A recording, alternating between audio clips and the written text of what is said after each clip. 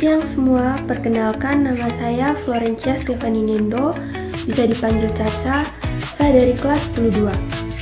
Hari ini saya akan menjelaskan materi tentang uang.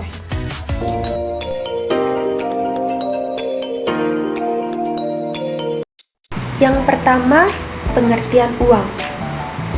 Edward Shapiro mengatakan bahwa uang adalah suatu benda yang umum diterima oleh masyarakat untuk pembelian barang, jasa, dan barang berharga lainnya, serta untuk pembayaran utang. Yang kedua, Sir Dennis Holme Robertson mengatakan bahwa uang adalah sesuatu yang bisa diterima dalam pembayaran untuk mendapatkan barang. Maka dapat disimpulkan bahwa uang mempunyai ciri dapat diterima umum, dapat digunakan sebagai alat tukar, dan dapat digunakan sebagai alat pembayaran.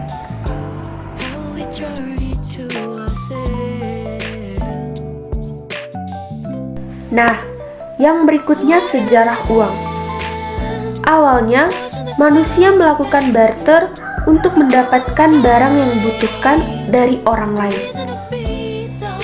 Seiring dengan perkembangan zaman, komoditas, koin, dan akhirnya uang kertas fisik menjadi alat pertukaran dan pembelian barang. Saat ini telah terjadi evolusi uang, yaitu bentuk non-tunai.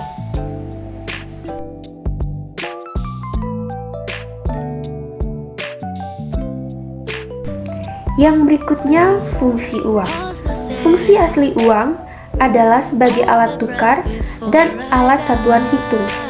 Fungsi turunan uang adalah sebagai standar atau ukuran pembayaran yang ditunda, alat penyimpan kekayaan, dan alat pengalihan kekayaan.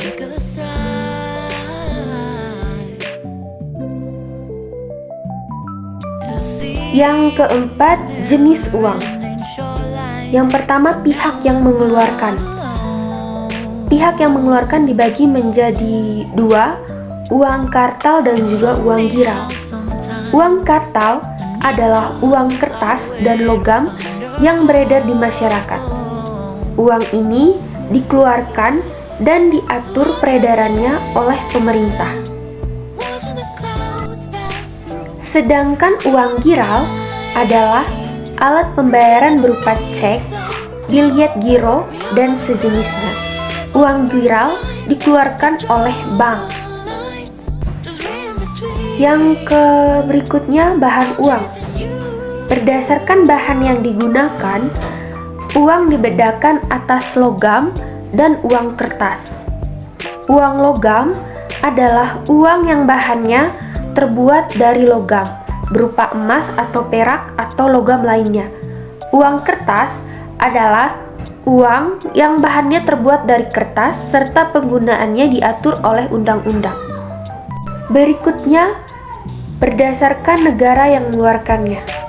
Berdasarkan negara yang mengeluarkan, uang dibedakan atas uang dalam negeri atau domestik atau nasional dan uang luar negeri. Uang dalam negeri adalah uang yang dikeluarkan oleh negara yang bersangkutan, sedangkan uang luar negeri adalah uang yang beredar dalam suatu negara, tetapi yang mengeluarkannya adalah negara lain.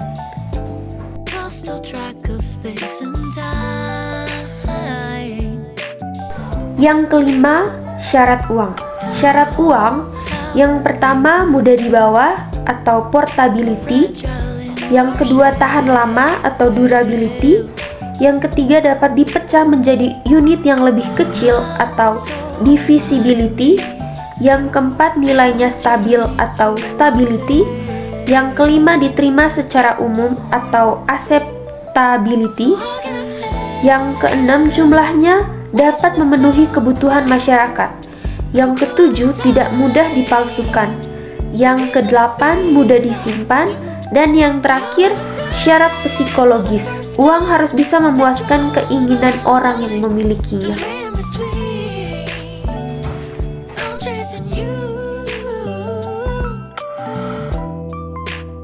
Yang keenam, standar mata uang.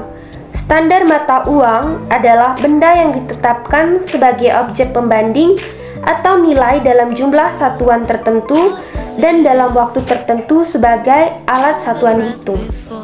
Standar mata uang dibagi menjadi dua.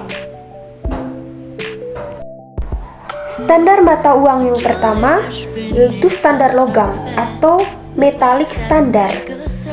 Standar logam adalah suatu penetapan logam tertentu terhadap standar dalam keuangan.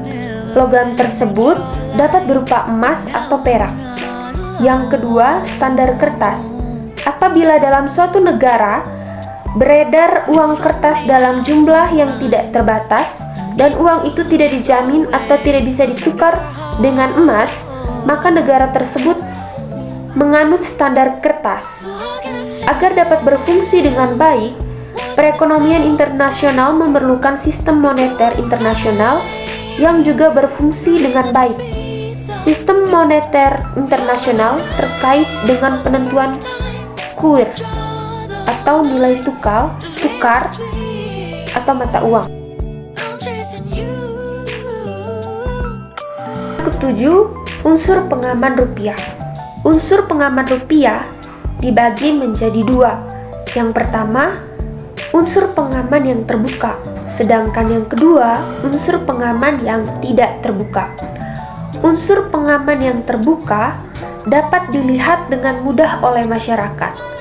Pendeteksian unsur pengaman dapat dilakukan dengan mata telanjang atau kasat mata, perabaan tangan, dan juga peralatan sederhana.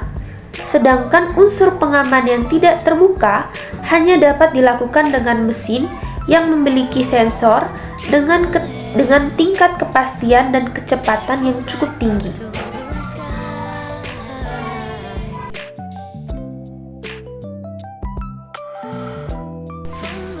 Yang kedelapan, alat pembayaran non-tunai. Yang pertama, pengertian alat pembayaran non-tunai. Alat pembayaran non-tunai merupakan metode pembayaran atas barang dan jasa yang tidak melibatkan pertukaran tunai. Alat pembayaran non-tunai sudah berkembang dan sekarang semakin lazim digunakan oleh masyarakat. Alat pembayaran non-tunai memerlukan penggunaan satu atau lebih bank untuk menyelesaikan transaksi.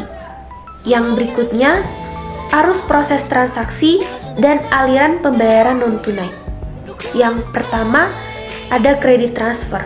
Kredit transfer adalah perintah penempatan dana dari pengirim ke penerima melalui jalur transfer dana dari bank pengirim ke bank penerima dan dimungkinkan melalui bank lain sebagai intermediari.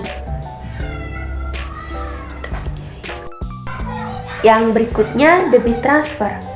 Debit transfer adalah sistem transfer dana di mana perintah debit transfer dibuat atau diotorisasi oleh pihak yang memiliki dana. Yang berikutnya, jenis media pembayaran non-tunai. Ada 3 jenis media pembayaran non-tunai yang digunakan.